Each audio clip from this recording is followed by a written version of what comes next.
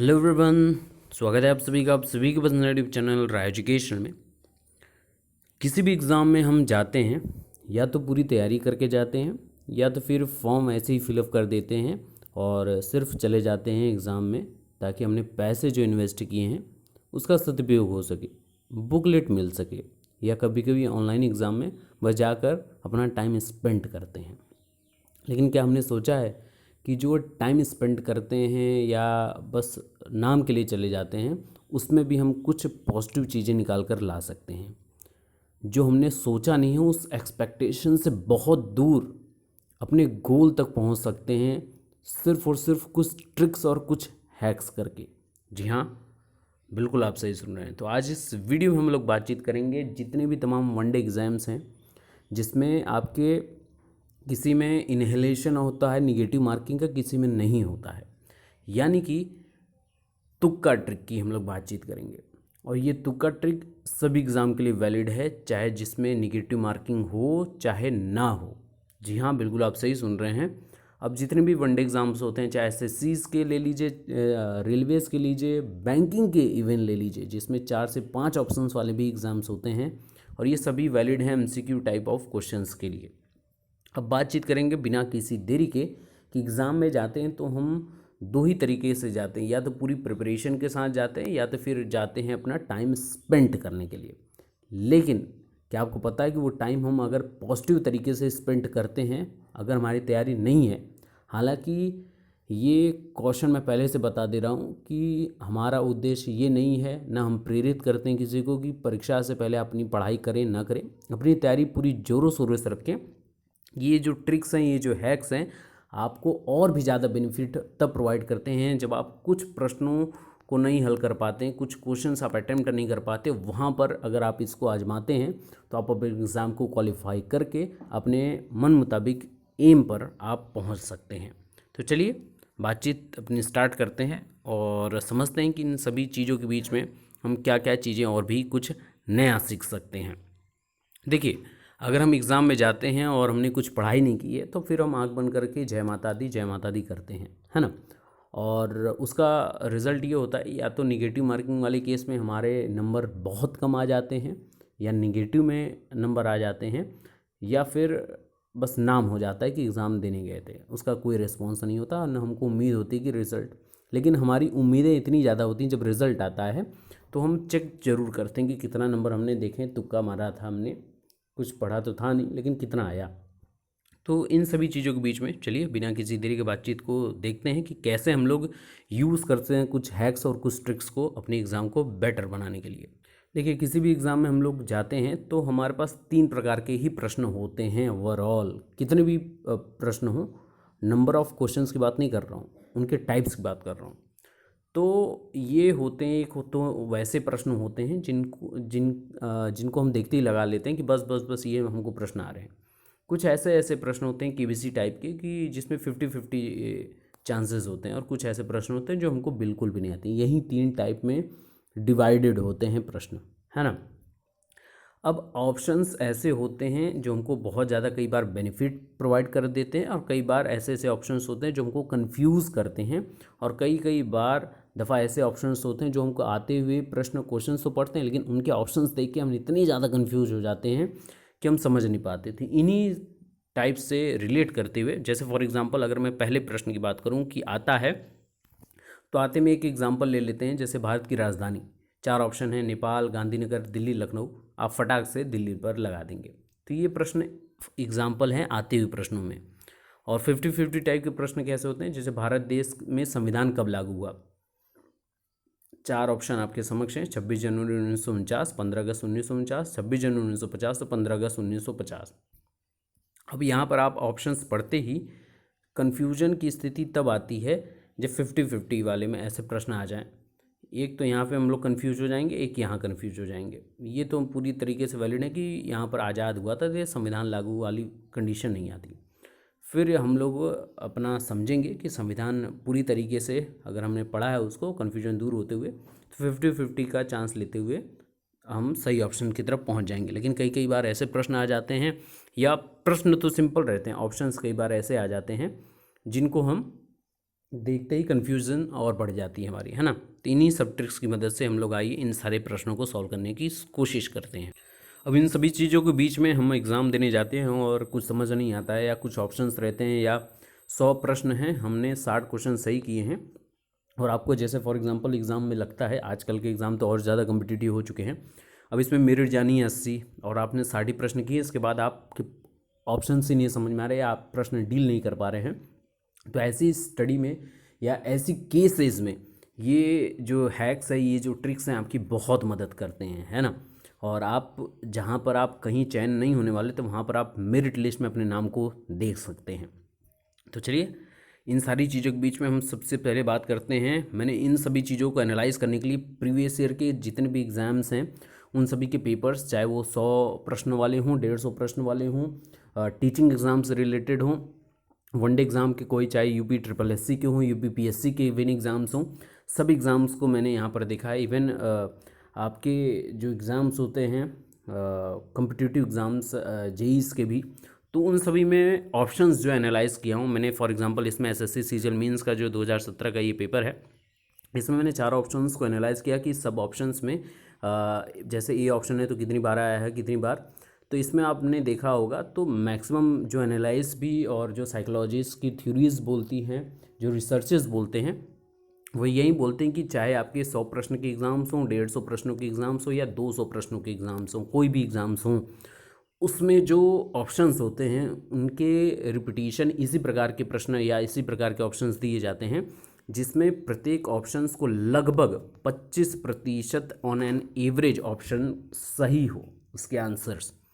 तो इसी चीज़ों को, क्राइटेरिया को माइंड में रखते हुए आपके एटीआर एग्ज़ाम अगर आपने देखा हो, असिस्टेंट टीचर रिक्रूटमेंट एग्ज़ाम, उसमें भी जो ऑप्शंस हैं वो 150 प्रश्न हैं, उसमें लगभग 35 के लगभग सारे ऑप्शंस करेक्ट हैं। तो ये एक रेशियो है कि 25% सब डिवीज़न रहता है सभी ऑप्शंस का। अब आप यहाँ पर कैसे समझेंगे कि आपको कैलकुलेशन, सीधी सी बात है, आपको करनी पड़ेगी सबसे पहले कि आपको ऑप्शंस जो आपके समक्ष हैं उनको कैलकुलेट कैसे करें या कैसे समझें। तो कैलकुलेशन सबसे ज़्यादा इम्पॉर्टेंट है कि आप उस एक्सपेक्ट को कैसे एनालाइज करते हैं कि जहाँ फॉर एग्जांपल 100 प्रश्न हैं आपके, मैं आपको समझाता हूँ कैलकुलेट करके, फिर हम लोग ऑप्शंस की बात करेंगे और 2-3 ट्रिक्स भी यहाँ पर समझेंगे। जैसे 100 प्रश्न है आपके एग्जाम्पल्स में, यहाँ निगेटिव और पॉजिटिव मार्किंग को साथ में लेते हुए चल रहा हूँ और कुछ इम्पैक्ट भी बताऊँगा निगेटिव मार्किंग का भी। मान लीजिए 100 प्रश्न हैं, यहाँ पर आपने अभी तक 100 में से 60 प्रश्न डील कर लिए। ध्यान से समझिएगा बहुत अच्छे से। इन 60 प्रश्नों में मान लीजिए 20 प्रश्न आपने ए के अटैम्प्ट कर लिए, ठीक है, 10 प्रश्न आपने बी के अटैम्प्ट किए हुए हैं अभी तक, ऑप्शंस जो ऑप्शंस आपने बबल भरा हुआ है। इसके अलावा मान लीजिए 15 प्रश्न आपने सी के अटैम्प्ट किए और 15 प्रश्न डी के अटैम्प्ट किए हैं। अब ऑन अ साइकोलॉजिकल नोट या रिसर्चर्स के नोट्स की अगर मैं बात करूं तो उन्होंने बोला है कि maximum 25% on an average sub division होता है सबके ऑप्शंस का। तो अगर इस आधार पर अगर मैं बात करूं आप लोगों से, तो 25% यानी कि अभी हमने 20 प्रश्न यहाँ पे अटेम्प्ट किए और हमारे पास 4 ऑप्शन से, यानी 25-25 सबके होने चाहिए थे।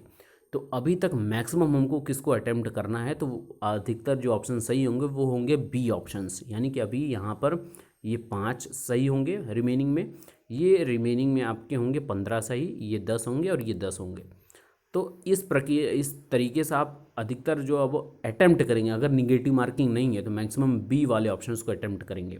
यानी कि अगर आप गलत भी करते हैं तो पहली बात तो 50-50 वाले केस में एलिमिनेशन मेथड से आप 2 ऑप्शन को एलिमिनेट कर सकते हैं, ये सबसे इंपॉर्टेंट है एलिमिनेशन मेथड। और उससे बचा हुआ ऑप्शंस में अगर आपके 40 में से आपके 15 प्रश्न भी सही हो जाते हैं तो आप 75 की एवरेज में आ जाएंगे और आप सिलेक्शन की लिस्ट में बहुत मजबूत दावेदारी के साथ प्रस्तुत हो सकते हैं। तो ये कुछ तरीके हैं जिससे हम एनालाइज कर सकते हैं। हम कुछ और आपको मैं एग्जांपल्स बताता हूँ। जैसे कई प्रश्न होते हैं रिसर्चर और साइकोलॉजिस्ट जो बोलते हैं, सबसे पहले जैसे हम कोई प्रश्न पढ़ते हैं तो हमारे पास 4 ऑप्शंस हमको दिखते हैं।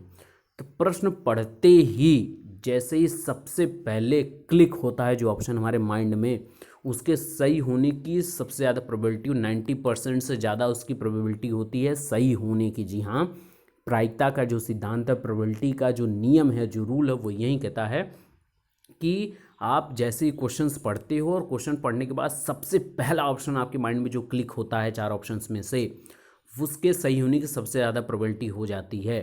इस बात को बहुत अच्छे समझिएगा, ये ट्रिक और हैक आपको कोई नहीं समझाएगा। बहुत इंपॉर्टेंट और बहुत सरल है, हम सभी जानते हैं, लेकिन हम कभी इसको आजमाते नहीं हैं, या हमने आजमाया है लेकिन इसको हमने कभी दिमाग में मैंने फिट नहीं किया हुआ है। जी हाँ, बिल्कुल आप सही सुन रहे हैं। तो ये पहला सबसे पहला हैक और सबसे पहला ट्रिक यही है कि क्वेश्चन पढ़ते ही जो ऑप्शन हमारे माइंड में क्लिक करता है उसके सही होने की सबसे ज़्यादा प्रोबेबिलिटी होती है, नंबर 1। नंबर 2 पे आते हैं। जैसे 4 ऑप्शन हमारे समक्ष, और यहाँ पर हमको 2 ऑप्शंस में श्योरिटी हो जाती है सबसे ज़्यादा, तो एलिमिनेशन मेथड यहाँ पर हमारा सेकंड होता है। एलिमिनेशन मेथड, एलिमिनेशन मेथड ये कहता है कि बाकी के जो दूर दूर वाले फिगर्स हों या दूर दूर वाले ऑप्शंस हों उनको पहले आप कट कर दीजिए। क्यों? क्योंकि रिसर्चर्स ये बोलते हैं हमारा माइंड जो है साइकोलॉजी पे डिपेंड करती है, तो अगर हम जो ऑप्शंस हमारे दूर दूर तक नहीं हैं, गलत हैं, अगर हम उनको बार बार देखते जाएंगे तो हमारे माइंड को डाइवर्ट होने की चांसेस बढ़ जाती है ना, बदलने की चांसेस, आंसर बदलने की चांसेस, आंसर गलत होने के चांसेस बढ़ जाते हैं। तो उनको पहली बात तो आप हटा दीजिए और इन्हीं 2 ऑप्शंस के ऊपर थिंक करिए। जो ऑप्शन बिल्कुल पास का हो या बिल्कुल सटीक हो, आप उसको तुरंत क्लिक कर दीजिए, वो उसके सही होने की ज़्यादा प्रोबेबिलिटी। यहाँ पर अगर आप देखेंगे 4 ऑप्शन में तो एक आंसर सही होने के 25% अनुमान है, लेकिन आपने 2 ऑप्शन हटा दिए तो यहाँ पे 50% आपके रिजल्ट आप खुद पा जाएंगे। और एलिमिनेट करते हुए इन दोनों को ऑप्शन को हटा देते हैं, अपने माइंड्स को डाइवर्जेंस से रोक लेते हैं, तो 50% से ज़्यादा प्रोबेबिलिटी हो जाती है आपके आंसर के सही होने की। ठीक है, अब आ जाते हैं कि अगर कहीं पर भी निगेटिव मार्किंग ना हो जिस एग्ज़ाम को आप दे रहे हैं, तो पहली बात तो कोई भी प्रश्न आपको छोड़ना नहीं है। सबसे इम्पॉर्टेंट बात अपने दिमाग में ये बना लीजिए। दूसरी इम्पॉर्टेंट बात, अब मैं आपको तीसरा नंबर जो ट्रिक बता रहा हूँ वो बहुत इंपॉर्टेंट है। यानी कि जो पॉइंट्स मैं बता रहा हूँ ये सभी ट्रिक्स ही हैं, लेकिन मोर एम्फेसाइज करने के लिए, मोर फोकस्ड बताने के लिए तीसरा जो ट्रिक ये बता रहा हूँ मैं, कि आपने अभी तक जो ऑप्शंस क्लिक किए हुए हैं, ये मैंने स्टार्टिंग में ही आपको बताया। तीसरा हमारा ट्रिक यही कहता है कि आपने जितने ऑप्शंस अभी तक टिक किए हुए हैं, मान लीजिए 60 प्रश्न आपने अटेम्प्ट किए हैं, तो इसमें ये देख लीजिए मेजॉरिटी वाले ऑप्शंस आपने किसको अपनाए हैं। अगर सबसे ज़्यादा आंसर जो सही होते हैं ऑप्शन में, अब उनके आंसर सही होने की प्रोबेबिलिटी कम हो चुकी रहेगी। इस बात को बहुत याद रखिएगा, है ना। मान लीजिए आपने 100 प्रश्नों के तो तीसरी ट्रिक बहुत अच्छे से समझिएगा कि 100 प्रश्न यहाँ पर आपने 60 प्रश्न अटेम्प्ट किए, इसमें ए वाले ऑप्शंस जो हैं आपने मान लीजिए 22 ऑप्शंस आपने सही किए हुए हैं। तो अब जो रिमेनिंग 40 प्रश्न हैं उसमें ए ऑप्शन बहुत मिनिमम 4 से 5 ऑप्शंस वो सही होंगे। तो अब आप सोचेंगे कि सबसे ज़्यादा ए वाला सही हो रहा है, बस पेन उठाओ और सारे बबल को, या माउस उठाओ, ऑनलाइन एग्ज़ाम में माउस उठाओ और सारे ए वाले बबल को क्लिक करो। तो आप जहाँ पर बहुत अच्छे से सेलेक्ट होने वाले थे वहाँ पे अपने माइंड को डाइवर्ट करते हुए बिल्कुल गलत चॉइस कर लिया। हमको वहाँ देखना है कि हमने अभी तक जो बबल भरे हैं, बस बहुत सेकंड्स का, कुछ सेकंड्स का काम होता है। अपने बबल शीट को देखिए, आपने उसमें सबसे कम वाला बबल कौन से ऑप्शंस में भरा है। मान लीजिए वो सी ऑप्शन है, आपने मान लीजिए इसमें 8 ही बबल भरे हुए हैं, तो अगर आपको आँख बंद करके ही भरना है तो सी वाले ऑप्शन 40 जितने प्रश्न हैं सब में भर डालिए। मैक्सिमम 16 से 18 आपके ऑप्शन सही होंगे और आप सिलेक्शन के लिस्ट में अपना नाम उम्मीद कर सकते हैं। यहाँ से ये ट्रिक काम आती है। चौथे नंबर की ट्रिक क्या है, ध्यान से समझिएगा। चौथा ट्रिक ये कहता है कि कई बार ऑप्शंस ऐसे होते हैं, मान लीजिए हमने प्रश्न पढ़ा, हमको समझ नहीं आया, लेकिन यूनिट्स, याद रखिएगा यूनिट्स जो होती हैं, इकाइयाँ जिनको हम बोलते हैं, वो कई बार हमारी मदद कर जाती हैं। जैसे चौथा हमारा ट्रिक ये कहता है कि आपने क्वेश्चन पढ़ा, उसमें एरिया निकालने के लिए बोल दिया या एरिया की बात कर लिया, ठीक है ना। तो एरिया में ऑप्शन आपने जैसे उठा के देखा, कहीं में लिखा हुआ है स्क्वायर यूनिट, कहीं लिखा हुआ है स्क्वायर मीटर, कहीं लिखा हुआ मीटर, कहीं लिखा हुआ मीटर क्यूब, कहीं बस नंबर दिया हुआ है, तो आप तुरंत पकड़ लेंगे कि एरिया पूछा है और एरिया की तो यूनिट होती है स्क्वायर मीटर या स्क्वायर यूनिट में होता है। तो आप तुरंत वो वाले ऑप्शन को, अगर आपने सॉल्व भी नहीं किया है तो भी कई बार ऐसा देखने को मिलता है कि हम ऑप्शंस पर पहुंच जाते हैं। नेक्स्ट ट्रिक क्या कहती है कि जो दूर दूर वाले फिगर्स हो उनको आप नेगलेक्ट कर लीजिए। यानी हमारी नेक्स्ट 5वीं ट्रिक क्या बोलती है कि जो दूर दूर वाले फिगर्स हमको शो होते हों, यानी कि दूर दूर वाले फिगर्स क्या, जैसे मान लीजिए आपसे 24 का स्क्वायर पूछा, ठीक है, ऑप्शंस 4 हैं। एक ऑप्शन आपको दे देता है 496, ठीक है, एक एग्जांपल के लिए बोल रहा हूँ, ठीक है। और दूसरा ऑप्शन दे देता है 1476, एक 1076, एक दे देता है आपको 975। तो यहाँ पर तुरंत आप समझ लेंगे 25 का स्क्वायर होता है 625, यानी इससे कम ही होगा, कहीं पर भी इससे कम ही होगा। तो एक्सट्रीम वैल्यूज़ जो होती हैं आप उनको तुरंत नेगलेक्ट करके छोटी वैल्यूज़ पर आप तुरंत पहुँच जाते हैं। तो ये एक ट्रिक है, आप इनकी हेल्प से, और ये मेहनत वाली ट्रिक्स हैं। यानी ये सारी ट्रिक्स कहाँ से इवॉल्व होती हैं, जब आप अपने तैयारी में आप सालों निकाल देते हैं, तो ये सारी ट्रिक्स आपको आने खुद ही समझने लगती हैं। और प्रीवियस ईयर पेपर आप खुद एनालाइज करेंगे तो आपको ऑप्शन समझ में आते हैं कि किस प्रकार से सारे एग्ज़ाम्स में मोस्ट प्रोबेबिलिटी होती है। जैसे आप बैंकिंग एग्ज़ाम, तो जहाँ पे 5 ऑप्शंस होते हैं, तो वहाँ पर भी 22 से 23% प्रोबेबिलिटी होती है हर ऑप्शंस को देने की। क्यों, इसके पीछे रीज़न। और छठा ट्रिक ये बोलता है हमारे एग्ज़ाम में कि जैसे एग्ज़ाम होता है 4 ऑप्शंस होते हैं, तो सभी में कुछ ना कुछ लास्ट वाले ऑप्शन में दिया रहता है ऑल ऑफ द अबव या नन ऑफ द अबव, ये ऑप्शंस होता है। तो याद रखिएगा, जिसमें ऑल ऑफ द अबव हो उसके सही होने की चांसेस बहुत ज़्यादा होते हैं, लेकिन नन ऑफ द अबव वाले ऑप्शंस के सही होने की प्रोबेबिलिटी बहुत ही मिनिमम होती है। अगर मैं कहूँ तो 90% चांसेस होते हैं कि ऑल ऑफ द अबव वाले ऑप्शंस हमेशा सही हो, लेकिन 10% से भी कम चांसेस होते हैं कि नन ऑफ द अबव वाले सही होने के चांसेस हों। तो इस बात को बहुत याद रखिएगा। छोटी सी वीडियो में मैंने कोशिश की थी कि 1-2 ट्रिक्स बताऊँ आपको, लेकिन इतने डेढ़ सारे हैक्स निकलते आए हैं हमारे माइंड में, क्योंकि ये एक्सपीरियंस से आते हैं। क्वेश्चंस पेपर को, प्रीवियस ईयर पैटर्न को समझने से के बाद ही ये सारी चीज़ें आती हैं जो अब तक हमने पहुंचाया। पुनः बोल दूं कि इस वीडियो का ध्येय और उद्देश्य उन अभ्यर्थियों के लिए है जो कुछ नंबरों से रुक जाते हैं अपने एग्ज़ाम में, उनको अपने मंजिल तक पहुंचाने के लिए है, या अपनी किस्मत को और भी ज़्यादा मॉडिफाई करने के लिए है। लेकिन पुनः बोल दूं कि इस वीडियो का कोई भी मतलब ये नहीं है कि आप मेहनत ना करें, आप मेहनत करके जाएं और इस वीडियो की हेल्प से आप अपने एग्ज़ाम को और भी बूस्ट कर सकते हैं। बेस्ट ऑफ लक सभी को। वीडियो को शेयर कर दीजिए अगर आपको पसंद आया हो ये सारे हैक्स और ये सारी ट्रिक्स, और भी ट्रिक्स के लिए चैनल को सब्सक्राइब जरूर कर लीजिएगा। बेस्ट ऑफ लक, स्माइल के साथ। Thank you so much.